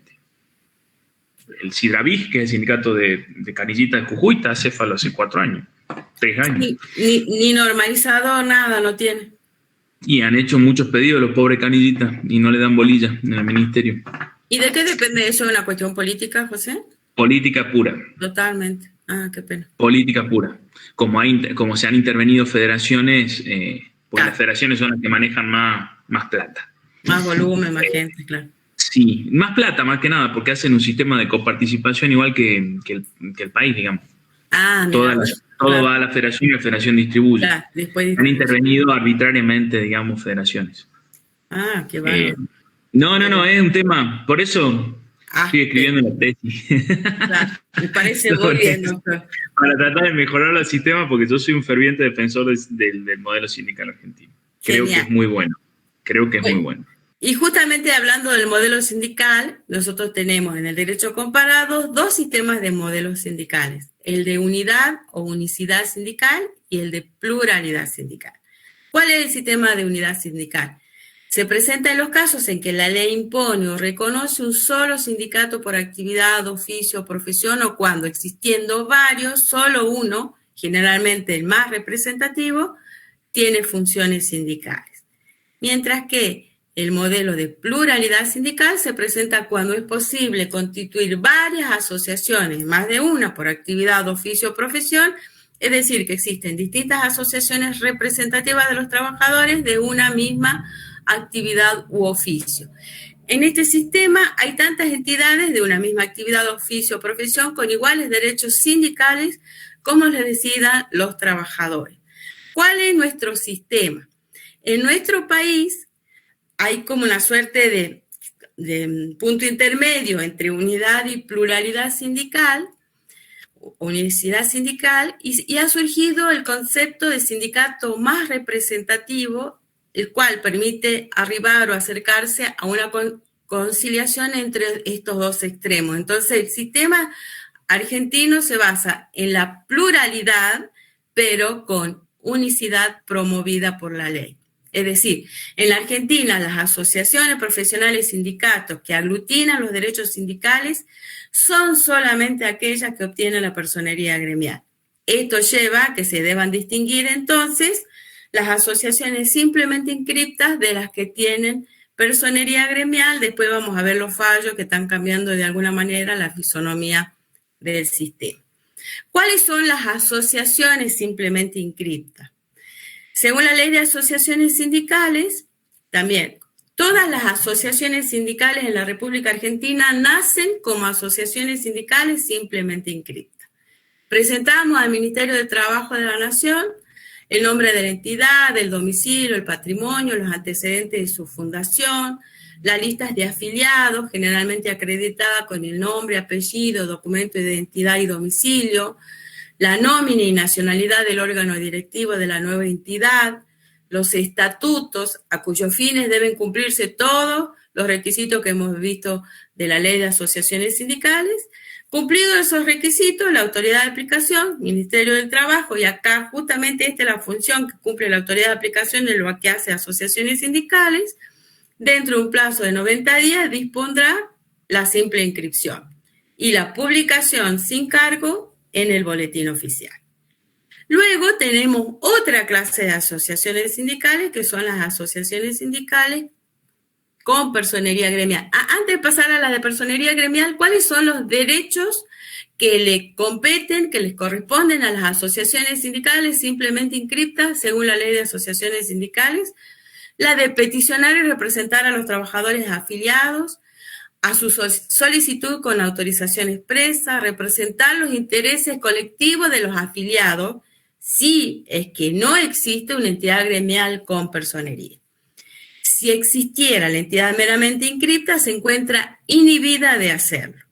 Promover la creación de cooperativas, propender al perfeccionamiento de la legislación específica, contribuir a la educación general y a la formación de los trabajadores, imponer cotizaciones, pero estas deberán ser abonadas por los trabajadores en forma directa a la entidad, ya que el descuento de la cuota de afiliación a cargo de los empleadores que operan como agente de retención es un derecho exclusivo de la entidad sindical con personería gremial. Finalmente, la de realizar asambleas y reuniones sin necesidad de autorización previa de autoridad de aplicación. Yo acá he visto en mi desempeño como asesora de esa asociación sindical que no tenía personería gremial, pero que sí existía dentro del empleador un código de retención. Por lo tanto, sin ser asociación sindical con personería gremial, le aplicaban el código de retención que tenía, no me acuerdo cuál era la sigla, y se hacían las retenciones de la cuota de afiliación de cada afiliado y se depositaba en la cuenta de la asociación sindical. Así que no sé qué tan cierto sea esto, que solamente para las asociaciones sindicales con personería gremial corresponde la aplicación de la retención por parte del empleador. Ceci, ahí intervengo un segundo. Sí. Por normativa pura, no. Solo le corresponde a las asociaciones con personería gremial o cuando solo hay, o sea, en realidad es solo personería gremial. Ahora, hay muchos fallos de la Cámara Nacional en el que ha obligado y ha declarado inconstitucional el modelo en este aspecto. Y es como una lógica, digamos, de que se permite el código de descuento a las asociaciones sindicales simplemente inscriptas. Perfecto. Con razón, porque se le aplicaba el código de retención y no tenían personería. Sí, eso hay muchos fallos de la Cámara, digamos, sobre eso, que entienden que hay una vulneración a la libertad sindical. Claro. Pero es un tema tan específico y tan puntual que en la jungla en la que nos movemos nosotros, acá en Jujuy, y lo digo con absoluto conocimiento de causa, hay asociaciones sindicales ni siquiera simplemente inscriptas que tienen código de descuento. En el ámbito público. Sí, en algunos sindicatos municipales. Claro. Bueno, a ese nivel, digamos. Claro. Eso ya está fuera de la norma. Eso es contra Leggen, digamos. Totalmente. Pero dentro de la normativa específica, la ley lo veda, pero hay muchos la retención si tiene personería gremial. Pero hay muchos fallos, digamos, en los cuales se permite y se obliga a que haya código de retención por parte de los sindicatos simplemente inscriptos. Perfecto, que sería mi caso entonces. Bien. Y entonces estamos en el concepto de asociaciones sindicales con personería gremial.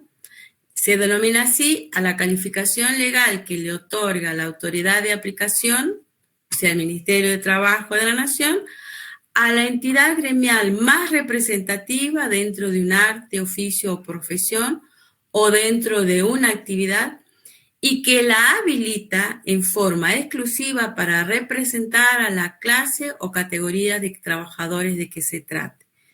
Rodríguez Mancini al respecto señala que la base conceptual consiste en que el Estado reconoce una sola y exclusiva personería gremial a un solo sindicato por actividad, profesión, oficio, categoría o empresa, en el concepto de la representación de las asociaciones con personería gremial.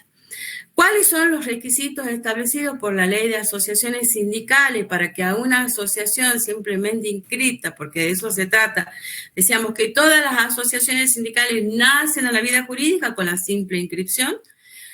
Para que obtenga la personería gremial, que es una calificación en función de la representación, se le exige que se encuentre inscripta de acuerdo a las exigencias de la ley, o sea, que haya cumplido con todos los requisitos que la ley menciona, que haya actuado por un plazo mínimo de 6 meses, o sea, necesita una cierta antigüedad de funcionamiento como asociación sindical simplemente inscripta, y que afilie a más del 20% de la masa de trabajadores que se pretende representar. Luego, ¿qué más dice la ley? Cuando exista más de una entidad pretendiendo la personería gremial, la autoridad de aplicación deberá computar los promedios de las afiliaciones de los últimos 6 meses y elegir al que cuente con un mayor número de afiliados. A su vez, el solicitante debe establecer con claridad el ámbito de aplicación personal y territorial en donde pretende la representación. Si el ámbito en el que una entidad pretende la representación ya está cubierto con otra que a la vez detenta personería gremial, no puede autorizar a la peticionante sin darle vista de los pedidos a la entidad original a fin de establecer cuál de las dos es la más representativa. A este fin, José, yo en algún momento tuve oportunidad de conversar con Jerez, ¿te acordás que estaba en el Ministerio de Trabajo de la Nación? Sí, claro, cómo no acordarme de Hugo. Y un prócer también dentro del ministerio. Que él era el veedor, él era veedor, yo también, esto entre nosotros que no trascienda, yo sé que pasaban sobres ahí para que vaya a cumplir, porque bueno, tenía el estímulo me imagino, pero... Lo que puedo decir que cuando me tocó ser delegado del ministerio, terminé con esa práctica. Ah, mira. Lo aseguro, que terminé con esa práctica. Lo digo absolutamente. Luego de jubilado Jerez también, ¿no? Ah, mira, ya estaba bueno, ya estábamos todos amigos. Pero él me señalaba que era muy difícil la obtención de la personería gremial. O sea, casi imposible. Claro, exactamente, esas fueron sus palabras, casi imposible. Mira, en los años que yo llevo, hubo un solo pedido de... a ver, lo que pasa es que acá hay que diferenciar el ámbito público del ámbito privado. Sí. En el ámbito público existe, a diferencia en el ámbito privado, en el ámbito público existe pluralidad sindical. Puede haber más de un sindicato con personería gremial con el mismo objeto, con el mismo ámbito de representación. Claro. ¿Sí? Ejemplo, por antonomasia, que ya expliqué en la otra clase que es antonomasia, así que no me hagan explicarlo. Sí, ya lo damos por sabido. Lo damos por sabido. UPCN y ATE. ATE es la personería 1 del país. ATE es la personería gremial 1. Entonces tenemos ATE y UPCN, ¿sí? Ambos sindicatos tienen personería gremial. Yo en la actividad privada he visto un solo caso en el cual se disputó la personería gremial y se la ganó, que fue el sindicato de farmacéuticos a nivel nacional, que si ustedes recuerdan en la pandemia, un señor que usaba pantalones chupines y zapatos punta, viejo, por eso era característico, antivacuna y antibarbijo, era el secretario general del sindicato de farmacia, de farmacéuticos, farmacéuticos a nivel nacional. Yo lo conocí ese señor, porque ese señor armó el sindicato de farmacéuticos y fue provincia por provincia discutiéndole la personería gremial al sindicato de farmacias, claro, que tenía no solo incluido a los farmacéuticos, sino a todo el otro personal de farmacias. Ah, wow. Hizo el procedimiento administrativo de cotejo y a su vez lo logró cotejar y logró ganar solamente en relación a los farmacéuticos, ¿sí? Y logró disputarse la personería gremial y se la ganó.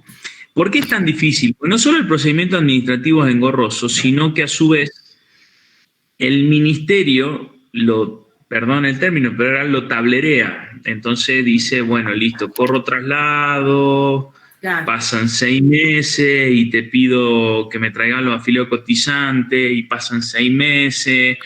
Claro. Y va viendo cuándo pedir para que no se pierda, porque la norma habla de los 6 meses anteriores. Claro, pero con toda esa dilación que vos decís, se va a tener. No, y aparte lo va tablereando, digamos, y va como diciendo, che, conseguí más afiliados vos. Claro. A medida que tú vas arrimando el 20%, siempre se te aleja. Exactamente. Porque el otro arrima más, claro. En los únicos lugares, o sea, eso en procedimiento administrativo. Después fallos hay varios. Hay varios en los cuales el ministerio ha tenido esta posición dilatoria o de gestión de conflictos, como se puede decir en forma elegante. Siendo buenos, podemos decir gestión de intereses o gestión de conflictos. Se ha llevado a la justicia en lo nacional, en la Cámara Nacional, y la Cámara Nacional ha terminado decidiendo sobre la mayoría de las personerías gremiales ganadas es por la Cámara. Por la Cámara. Ah, mira vos. Sí. O sea que ¿Me permiten un segundito? Sí, claro. Gracias. A ver, no es abstracto lo que estamos discutiendo. A mí me pasó personalmente, no personalmente, por mail, tener que discutir con este hombrecito del sindicato de farmacéuticos y bioquímicos, el SAFIB, cuando apareció por Jujuy en realidad también buscando hacerse de todos los afiliados nuevos, lo primero que hizo fue, no sé de dónde sacó una base de datos y revolvió correos electrónicos a todos los dueños de farmacias diciendo que todos los empleados eran afiliados de su sindicato y que había que dejar de pagarle al otro sindicato, había que darle la plata a él, mandaba el instructivo, mandaba el CBU y guarda que me voy con la policía y los asesinos, todo. En esos términos eran los correos electrónicos. ¡Ah, qué compulsivo, Dios mío! Sí, es que no hay otra, siempre son de esa forma los correos electrónicos. Sí. Bueno, pero de esa misma forma le respondimos. Claro. En ese momento, cuando recién aparece el tema, me fui a hacer un trabajo de investigación, busqué la norma que le daba personería gremial y el único lugar tenía de representación territorial era en Quitilipi, provincia de Formosa, y andaba haciendo de pelota en todo el país. ¡Ah, mira! Pero lo hizo el de pelota y lo ganó, ¿no? Ojo, lo ganó. Con el tiempo lo ganó. Es insistidor. Sí. No es fachero, es insistidor. Claro. Insistidor. Y quedó, hasta donde yo entiendo, solamente con la línea de los profesionales y dentro de lo que son la parte, no de farmacia pura, sino de laboratorios. O sea, una cosa... el ámbito de representación de él eran los profesionales, no el empleado. Claro, el empleado es ese de farmacia. Lo que pasa es que el sindicato de farmacias tenía incluido también a los farmacéuticos dentro de la categoría, digamos. Sí. Claro. Exactamente. Qué bueno, Guille, qué bueno que nos puedas contar esto también, que vos como contador has tenido contacto con este tema de derecho colectivo, ¿no? Que no es un dato menor. O sea, lo tienen un montón, y con qué otros sindicatos también tienen un montón de problemas, pero no son violentos, los conozco, digamos, es con el sindicato de viajantes. Porque el sindicato de viajantes es transversal. Entonces vos tenés una empresa distribuidora. El preventista, ¿qué es? Claro. Viajante vendedor. Es viajante. Es viajante vendedor, no hay duda, digamos. ¿Qué pasa? Digo, los conozco bien a los muchachos. A ver, yo tengo vínculo con muchos sindicalistas, digamos, y los conozco bien. Y los viajantes vendedores, la verdad que, como le digo yo, un sindicato de gerentes, porque salvo los preventistas, gente que gana muchísima. Gana muy bien, ¿no? No, zarpado. El trabajador de la valija, digamos, que es un oficio. Totalmente. Pero el preventista va tomando los pedidos kiosco por kiosco, te traigo 3 gaseosas, ese es viajante vendedor. Si vas al convenio y vas a la ley de viajante, es viajante vendedor. ¿Qué pasa? O lo tienen en comercio, o lo tienen en Sutiaga, que Sutiaga sí es violento, o lo tienen en quien tienen ganas, pero al contador se le arman un montón de quilombo. Es más, este sindicato llegó a hacer jornada de capacitación a los contadores. Digamos, el de viajante lo llamó a los contadores, fue hasta el consejo a decirle, che, mirá, yo quiero ponerle para que los contadores sepan que son nuestros. No son de otro. Claro. Socializar su convenio, digamos. Y acá, esta es la punta del iceberg, digamos, porque después tenés los conflictos cuando dos sindicatos se disputan los mismos afiliados y se lo disputan en serio, digamos. Ahí es un tema mucho más complejo. Ahí vemos los ejemplos de Moyano. Cuando para... Totalmente. La violencia a la máxima expresión, digamos. Totalmente. Pero es muy importante lo que cuenta Guille porque es en su quehacer diario. O sea, si alguno de los alumnos mañana es contador de una distribuidora, va a tener que decidir. O de una funeraria, hay 7 convenios colectivos. Tremendo. Digamos. O hay empresas grandes, digamos, que tienen distintos convenios colectivos. Digamos. Totalmente. Entonces, y obviamente distintos sindicatos. O sea, no son temas menores estos. Tienen clara incidencia práctica. Una cuestión por demás sencilla, es una única empresa que explota la estación de servicio, el drugstore y el lubricentro. ¿Qué se aplica? ¿El de estación de servicio, que es la actividad principal, o cada convenio por cada trabajador dentro del mismo establecimiento? O sea, a ese nivel de discusión estamos todos los días y con muchas actividades. Seguro. Y que es una cuestión importante de peso, en definitiva. Y sí, porque estamos hablando de una cuestión ya estrictamente económica y que si tenés que definirlo para que el empleador también tenga certeza de dónde está parado. Claro. Y más allá de eso, porque si vos aplicaste mal el convenio, estás generando deuda que prescribe a los 10 años. Y después, deuda sindical que prescribe a los 10 años, que esa es la forma en que los sindicatos presionan. te dicen, che, vos aplicaste mal, a vos me tenés que pagar a mí la solidaria, digamos, y te determino deuda por 10 años para atrás. Claro, que prequieran de años, después tienen un juicio. Ahí, digamos, se termina negociando siempre eso y el sindicato lo único que pretende es que sea de ahí para adelante. Entonces dice, bueno, está bien, te perdono la deuda. Pero, claro, ¿cómo entra la presión? Che, vos me debés toda esta torta de plata me debés. Claro. Y se pone en la mesa, listo. O vamos de acá para adelante o te ejecuto todo esto para atrás, digamos. Claro.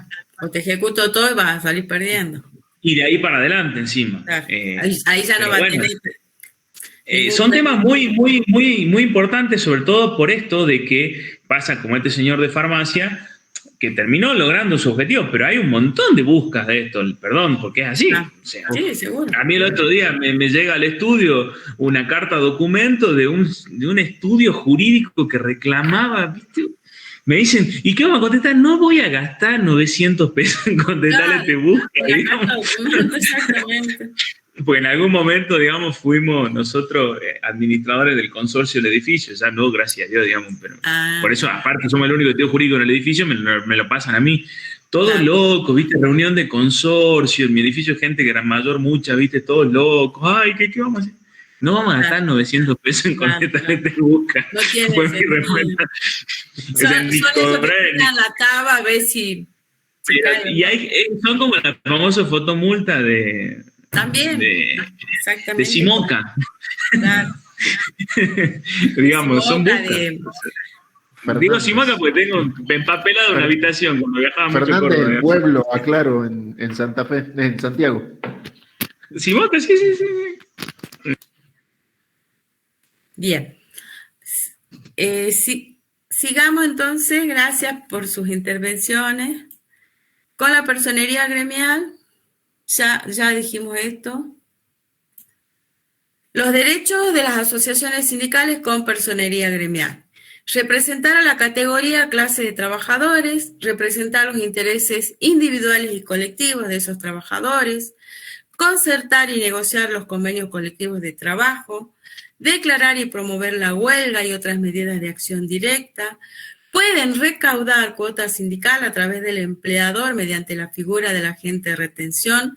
Representan a los trabajadores en otros organismos estatales, administran en forma exclusiva las obras sociales y pueden crear cooperativas y mutuales. Esta está repetida. Bueno, esto lo habíamos visto con relación a los órganos esenciales de las asociaciones profesionales, el órgano deliberativo por excelencia, la asamblea de afiliados, que dijimos que tenían una asamblea ordinaria anual y la asamblea extraordinaria, luego tienen un consejo directivo, que es el órgano ejecutivo, donde vamos a encontrar el secretariado general, la convención interna y los delegados, que es lo que vamos a ir viendo a partir de ahora.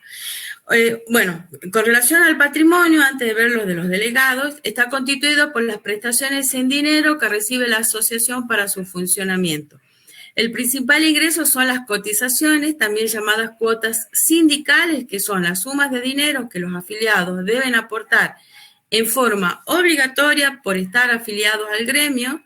Dicha obligación y su cuantía surge del convenio colectivo de trabajo aplicable o viendo lo dispuesto en la asamblea de la asociación. La cotización ordinaria se descuenta mensualmente al trabajador y el empleador actúa como agente de retención de la asociación sindical, por lo cual debe depositar la suma retenida en una cuenta a nombre del sindicato. Y ahora sí pasamos a la figura de los delegados. Antes que me vaya la representación sindical de base, esto es la que opera en el lugar del trabajo, puede ser asumida por un delegado o delegado de personal o la comisión interna. Constituye el estamento antiburocrático por excelencia de la organización gremial.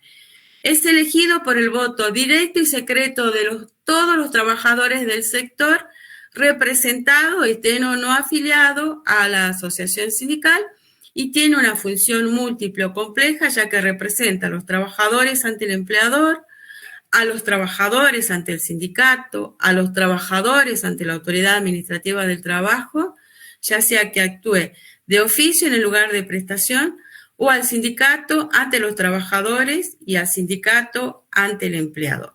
Con relación a las obligaciones del empleador respecto de los delegados, sin perjuicio de lo acordado en el convenio colectivo, el empleador está obligado a facilitar un lugar para el desarrollo de las tareas de los delegados de personal, concretar las reuniones periódicas con los delegados, conceder a cada delegado del personal para el ejercicio de sus funciones un crédito en horas mensualmente retribuidas según el convenio colectivo. Luego tenemos que todos los trabajadores que ocupan cargos electivos o representativos o cargos políticos en los poderes públicos tienen derecho a una licencia automática sin goce de haberes y se trata de la reserva del puesto por todo el tiempo que dure su mandato más 30 días a partir de su finalización. La licencia se considera como tiempo de trabajo a los efectos de la antigüedad.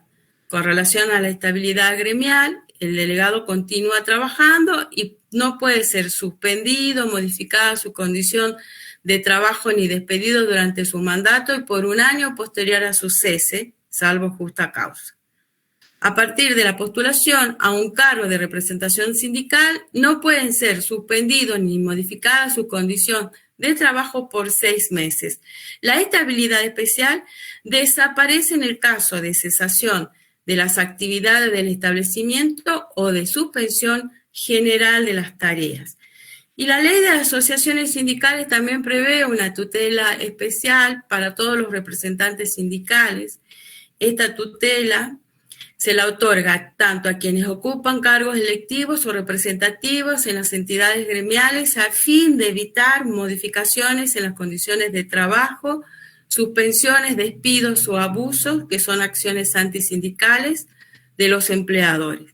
Tiene su sustento en el artículo 14 bis de la Constitución de la Nación, que garantiza a los representantes gremiales el cumplimiento de su gestión sindical y la estabilidad en el empleo.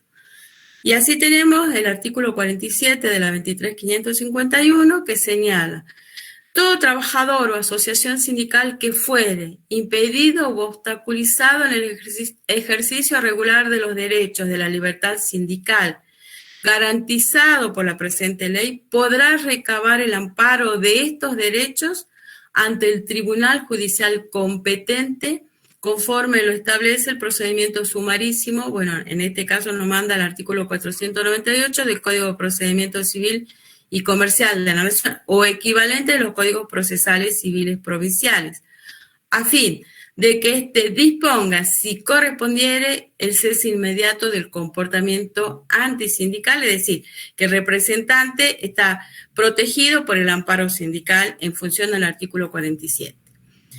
En función del artículo 49, para que surta efecto a la garantía establecida, se deben observar los siguientes requisitos: que la designación haya sido efectuada cumpliendo con los recaudos legales y que haya sido comunicada al empleador. Esta comunicación se probará mediante telegramas o cartas, documentos u otra forma escrita. Y el artículo 50 también dispone que a partir de la postulación para un cargo de representación sindical, cualquiera sea dicha representación, el trabajador no podrá ser suspendido sin justa causa ni modificadas sus condiciones de trabajo por el término de 6 meses, que esta protección va a cesar para aquellos trabajadores cuya postulación no hubiera sido oficializada según el procedimiento electoral aplicable y desde el momento de determinarse definitivamente dicha falta de oficialización. La asociación sindical deberá comunicar al empleador el nombre de los postulantes. Lo propio también lo pueden hacer, o sea, comunicar al empleador su postulación a fin de quedar cubierto por esta tutela. Y luego tenemos el artículo 52, que establece que los trabajadores amparados por las garantías previstas en los artículos que acabamos de ver no podrán ser suspendidos, despedidos, ni con relación a ellos podrán modificarse las condiciones de trabajo si no mediare resolución judicial previa que los excluya de la garantía conforme al procedimiento establecido en el artículo 47. De modo que tenemos un procedimiento de amparo sindical que lo va a promover el propio trabajador y que es representante o delegado, y un procedimiento de exclusión de tutela sindical, que en este caso lo va a promover el empleador, que es quien le quiere correr la tutela a fin de aplicarle una suspensión o de proceder al despido del trabajador en el caso de que tenga justa causa. La violación por parte del empleador de las garantías establecidas en los artículos precedentes da derecho al afectado a demandar judicialmente y por vía sumarísima la reinstalación de su puesto con más los salarios caídos durante la tramitación judicial o el restablecimiento de las condiciones de trabajo. Si se decidiera la reinstalación, dice el artículo 52, el juez podrá aplicar al empleador que no cumpliere con la decisión firme las disposiciones del artículo 666. Bueno, esto está modificado por el nuevo Código Civil, que era la fijación de los A30, que es una multa, una multa que se le va a aplicar por cada día de demora en la reinstalación en el puesto de trabajo, fijada por el juez. Y finalmente, el artículo 52 dice, el trabajador, salvo que se tratara de un candidato no electo, podrá optar por considerar extinguido el vínculo laboral en virtud de la decisión del empleador, colocándose en situación de despido indirecto, en cuyo caso tendrá derecho a percibir, además de las indemnizaciones por despido, una suma equivalente al importe de las remuneraciones que le hubieran correspondido durante el tiempo faltante del mandato y el año de estabilidad posterior. Si el trabajador fuese un candidato no electo, tendrá derecho a percibir, además de las indemnizaciones y de las remuneraciones imputables al periodo de estabilidad aún no agotado, el importe de un año de remuneraciones. La promoción de las acciones por reinstalación o por restablecimiento de las condiciones de trabajo a las que se refieren los párrafos anteriores interrumpe la prescripción de las acciones por cobro de indemnización y salarios caídos allí previstas. El curso de la prescripción comenzará una vez que recayese pronunciamiento firme sobre cualquiera de los supuestos de la ley de contrato, de la ley de asociaciones sindicales. Yo acá les voy a dejar en la diapositiva los fallos que tenía pensado que se podían mencionar ahora, pero me parece que por la hora podemos empezar la clase que viene, José, que creo que es tuya, con los fallos de AT1, AT2 y el de Rossi, explicando un poco para poder avanzar sobre convenios colectivos. ¿Te parece? Dale, buenísimo, no tengo drama. ¿Sí? Bueno, no bien, porque ya estoy agotada, no tengo voz. Y son las 8, aparte estamos. Ya son las 8, sí, tampoco vamos a seguir. Y creo que somos muy pocos los que nos apasiona este tema. No, pero es importante los fallos, sí. Además, estos fallos que vamos a hablar en la clase que viene, como disparador de la clase, les vamos a contar los supuestos sobre los cuales la Corte ha dictado sentencia y esto nos va a permitir enganchar el derecho colectivo, asociaciones sindicales con la unidad de convenios colectivos.